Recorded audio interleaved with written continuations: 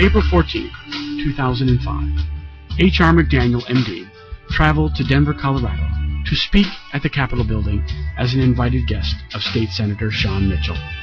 Dr. McDaniel spoke for elected officials, their staff members, and interested guests in Senate Hearing Room number 356 at 9 a.m. Dr. McDaniel is a graduate of the University of Texas Southwestern Medical School and has spent 20 years practicing anatomical and clinical pathology, including positions as the Director of Pathology and Laboratories and Director of Medical Education at Dallas-Fort Worth Medical Center. In 1981, he began research at Fisher Institute for Medical Research using a bean extract to stimulate the immune system. In 1985, he added the work of scientists that had isolated the active principle of the Aloe Vera plant and conducted the first government-monitored studies in humans using this glyconutrient, aloe polymannan.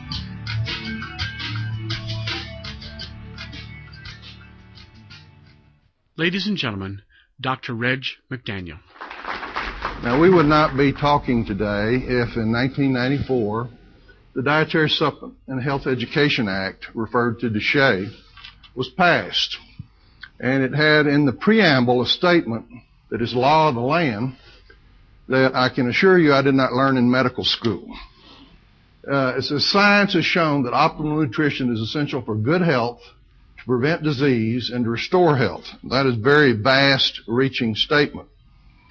Hopefully to hook you into the power of this. Now, having read that, you might say, well, that just kind of goes along with common sense of clean air, clean water, good food, exercise, sleep. But the power of optimized nutrition exceeds anything I ever thought was possible, dreamed was possible, or taught others was possible. This is Brooke, that was born with about a 3-centimeter length blind pocket for an esophagus. That's incompatible with life, and she was sustained by hyperalimentation. But the wonders of modern medicine, they took a segment of small bowel and tunneled under the sternum and brought it up and hooked her stomach to that blind pouch to be able to get food in. As you might imagine, that doesn't work too well. And she had many studies over a period of time, but the mother got her on the dietary supplements we're speaking of, and as they did studies, they realized that down at the stomach, a protrusion began to come and began to grow upward, like a esophagus does in the embryo, and the blind pouch began to extend. The reason I show you that is I hope you'll say, how in the world is this possible? Like this one, Andrea, in California, at 25 weeks when they were doing scans of the uterus, ultrasound, they realized that the arms and legs were not proportional to the body and the head that they should be. So they did amniocentesis and found out she had the gene defect of achondroplastic dwarfism. You're aware of that. It's Snow White and the Seven Dwarfs. And this is considered a permanent, forever and always condition. In pregnancy, the mother started these dietary supplements added to her prenatals. And she was born and she had the deformities of the head and the very short from the wrist to the elbow proportions of the long bones, and immediately started adding the dietary supplements to her diet. She is now 5.5 years old, and the doctors are astounded. Her face changes, the proportions have normalized. The lengths of her long bones are normal, and they've x-rayed the growth centers, and rather than being disorganized, now they are normal, and they anticipate normal development of this child. I hope your question is, how in the world is this possible? Well, for a long time, fact is, we find out that it was Aristotle, over 2,000 years ago, that first wrote, that we have evidence of it, that the salamander can have its tail cut off or one of its legs, and it'll grow it back. In 1779 in Italy, a biologist cut the eye out of a salamander and said within a year it grew its eye back with the lens. And a Frenchman, Benet, said, wouldn't it be wonderful if we could figure out how to do this in human beings or something along this line? And what we've been seeing really did not hit me with the full impact of the significance of some things we've been seeing till I read the book, The Proteus Effect by Ann Parsons, a writer who for nearly 200 years research has been done trying to figure out how to do what the salamander does in humans. We have not grown any new legs, and of course we don't need a tail. We have fallen into, by accident or divine intervention, and it started for me in 1985 as a member of a group of scientists of over 50, MDs, PhDs, veterinarians, master's degrees, graduate students, and others. Why have human beings been using aloe vera for over 5,000 years to promote health? In many primitive languages, and it's been used every continent, every civilization up to the modern era. The language for this plant has been the medicine plant, the healing plant, the treatment plant, the miracle plant. And the analytical chemist in our team fractionated the gel from the leaf and found at the Fisher Institute for Medical Research a fraction that had antiviral, anti-tumor, and health-promoting effects, and it was a molecule called mannose. Most of you are familiar with the sugar glucose. It's the culprit in being too high in diabetes, though it's essential to health. We all have to have a blood glucose. But this is very similar in structure, but it's a different sugar, and it's used more in synthesis of glycoproteins and glycolipids, cell or body structure function molecules than for energy. When this was presented to scientists and medical people, no one wanted to be seen talking to us, because science and medicine had long ago decided that sugars were simply burned for fuel, energy to operate the body, and that important functions in the body were handled by genes or nucleic acids, proteins, which are chains of amino acids, and hormones. A very key paper was published in 1985 by Kornfeld, husband-wife biochemist team from Washington University at St. Louis. And it is 20 miles of difficult, complex biochemistry. And with a graphic artist, we have kind of summarized, and I will not go into the great detail of what is in this graph to summarize that paper, but fundamentally there is a model of a cell, and we have trillions of cells in our body. And this is what you can see at about a 500 magnification under a microscope. A nucleus with the genes and the nucleic acids, which are the programs that a sperm and an egg can come together and build a human body and operate it. The instructions are there for defense, repair, healing, regeneration, and to keep things in balance within the cell. At this magnification, it looks like there's nothing in the cell out here, what is called cytoplasm. But under electron microscopy at 100,000 magnification, there's an assembly line that makes all the structure function molecules in our body. And you can understand this if you can understand how a major automobile manufacturer makes vehicles. They bring in parts, they have a design. If you have all the parts, you hook them together right, it looks right, and it functions. And that's what each cell in our body does. In this paper, a key thing was present, and this is the molecular depiction of what is going on this assembly line. In the second step, right here, 9 molecules of mannose 6-phosphate are added to amino acids. If you recall, I said the active ingredient from the aloe plant was mannose. This is why human beings have been using aloe vera for over 5,000 years, and this we recognize is why we were seeing such incredible things. Because when we added the mannose from the aloe plant in concentration back to the modern diet, we had parents, patients, doctors, nurses saying, look what happened, it's a miracle. I'm here to tell you it's no miracle. No more a miracle than people used to die of scurvy, pellagra, and beriberi. Over 2 million British sailors died of scurvy alone.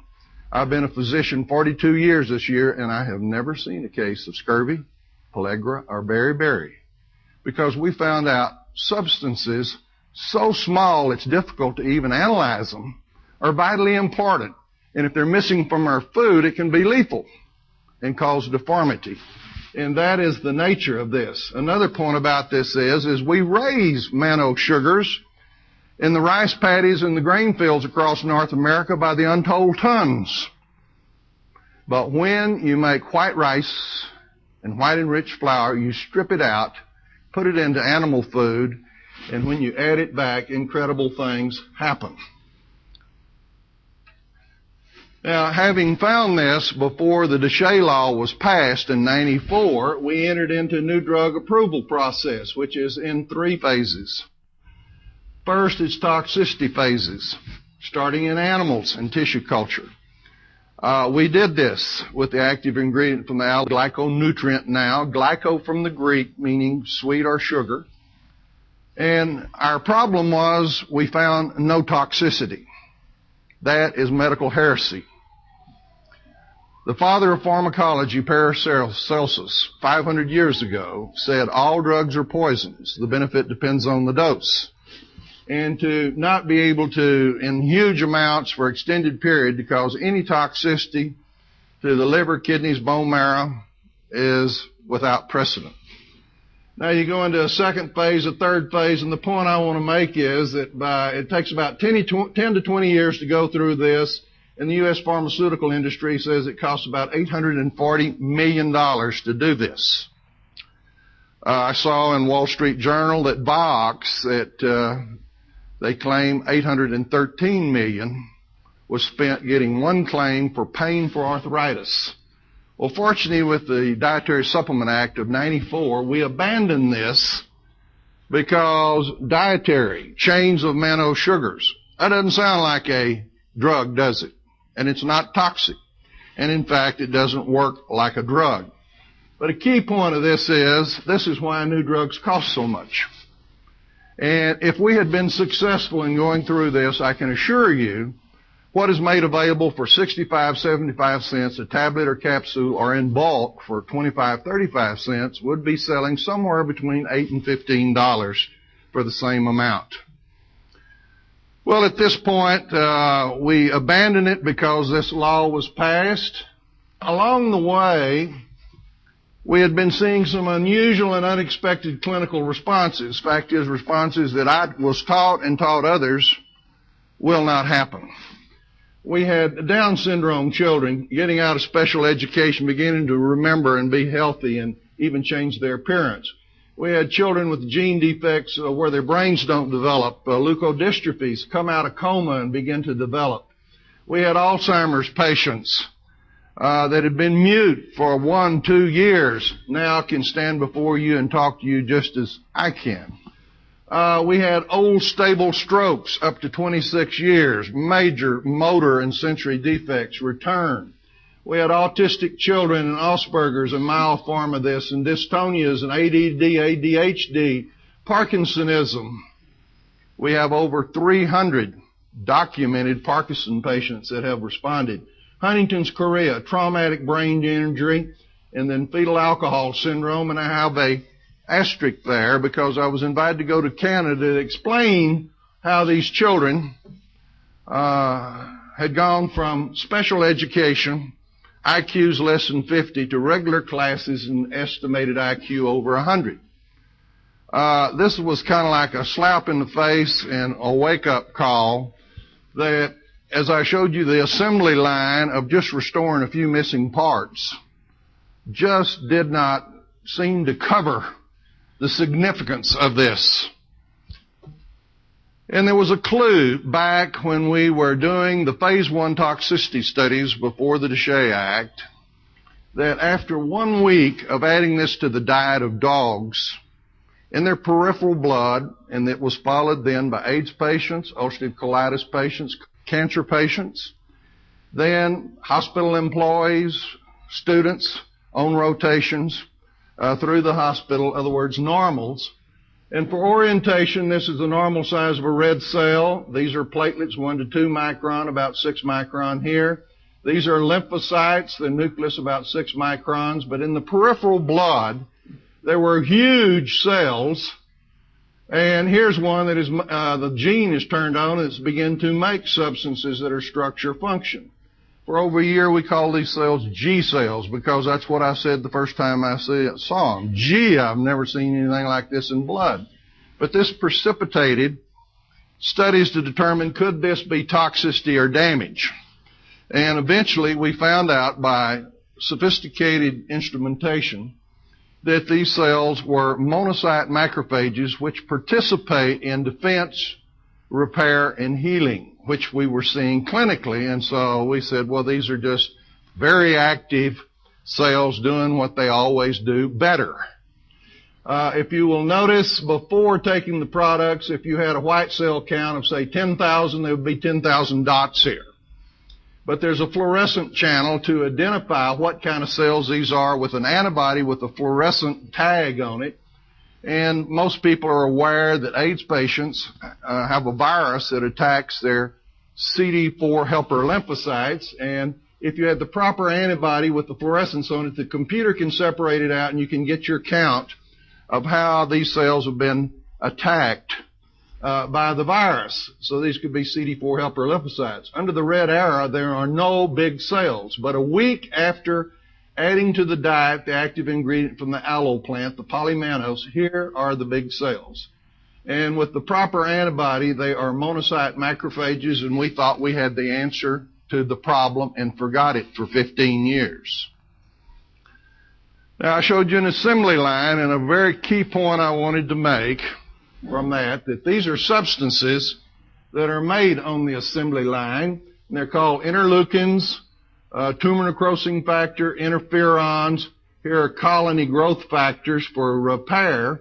But these are mixed leukocyte cultures overnight, and in standard media is the solid bar. Then you add 1, 10, 100, and 1,000, and you see the synthesis of these defense, repair, and regeneration molecules go up as the supply is increased.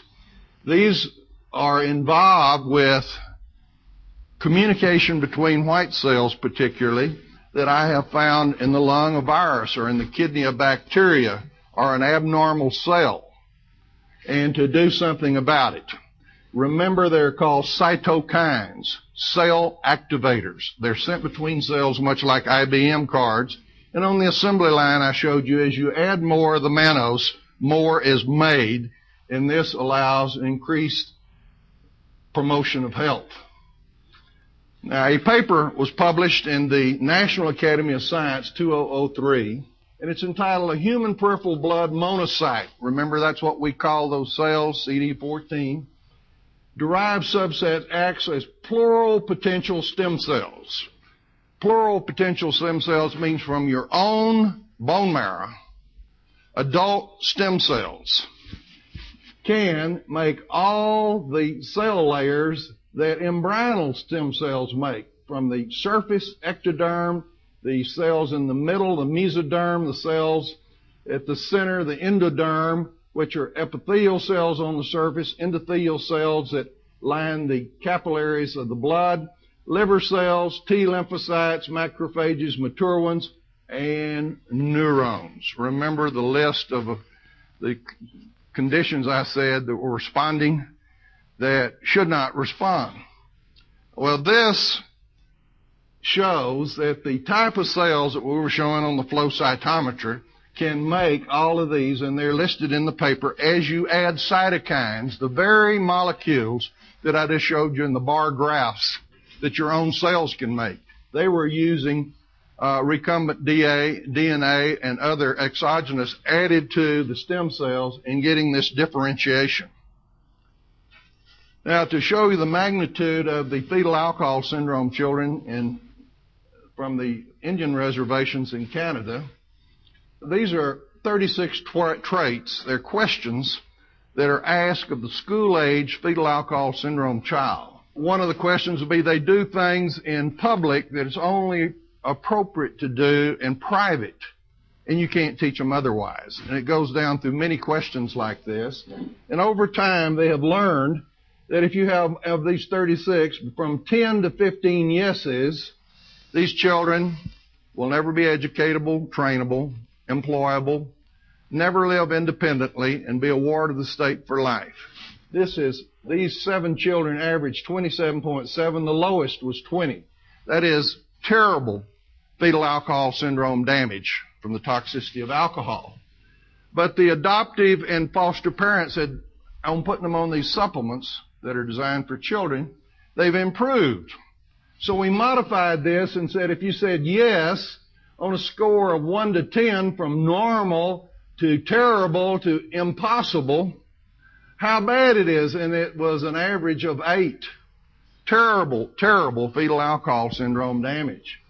But after a minimum of a year on the supplements, they averaged 2.5, and that's a 67% improvement. Now, that's just numbers. Let me translate that into living. This little girl at the age of 9 was still in special education and had not been able to master her numbers or her alphabet, much less read or add or subtract, and was a behavior problem at home and in school. She has been on these products 3 years. She's now in regular classes, making A's, B's, and C's, writes poetry insightful of her experiences that thrills her teachers and foster mother. But she called us excited that she had gotten her hands on a new Harry Potter book of over 800 pages and read it in less than a week for pleasure and then could tell you about it. That is what I said brought a crisis in this. Something beyond what we'd done before had to be happening. Here is also an example of a study that has started in Houston, Texas. The first 4 patients with Alzheimer's disease, using the Alzheimer's Global Score for the association, at 90 days by adding the dietary supplements, they had a 42% improvement in their scores on their Alzheimer's. I understand now they have about 50, and I'm looking forward to analyzing those. But we've had others that have done incredible. Well, while I was making assessments of the fetal alcohol children and the inadequacy to go up there and explain the degree and the nature of changes, this paper was published in the Journal of the American Medical Association as a summary of a paper that had been in the proceedings of the National Academy of Science.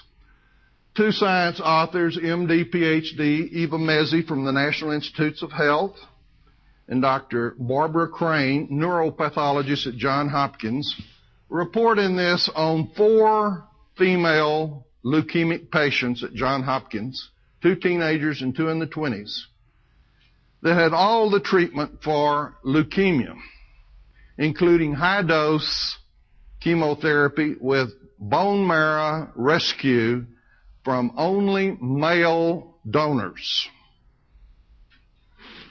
It did not work. They died. They came to autopsy, and they analyzed their brains, and they found out that in the brains of all of these females were multiple neurons. This is under ultraviolet microscopy light. Here's the axon, the neuron, the highest functioning cell in the human body where information, relationships, values are made, control of our body is centered. But they found little red fluorescent dots because they had treated these neurons with an antibody with a fluorescent tag against the Y chromosome. Only male cells in their genome have Y chromosomes. And here we have sitting in a female brain that had had bone marrow transplant from males only, Y chromosomes. And as Dr. Mezzi said, it was like there was a signal in the brain. We've lost a neuron. Come here, little stem cell, migrate into the brain and become and replace this neuron. This is absolute proof of this. And when we saw this, and then we went back and found the paper that showed the transformation of adult stem cells by the Chinese investigator Zhang, we knew that this population of cells that we had seen was the cause or the source. Now, to summarize this, The dietary supplementation supports the development of patients' adult stem cells. There's migration and transformation and differentiation under the patient's gene control, and it seeks out damaged cells by using normal apoptosis. That is normal physiology that goes very slowly on in our bodies. But stem cells from our own bone marrow migrate in and replace damaged and aged cells. The supplementation enhances this. Very important, there's no rejection of foreign cells has been noted in type 1 diabetic stem cells from donors and embryos that were celebrated that they had infused. They migrated into the pancreas of the diabetics, transformed into beta cells, and began to make insulin, and the individuals no longer needed insulin for about 8 to 10 months, and then it went backwards because on the membrane of those cells is just when you have an organ transplant for a lung, heart, kidney, that it's someone else, and the immune system recognizes it and destroys these valuable cells. This is done at a cost of $25 to $50 per week. Hundreds of patients demonstrate that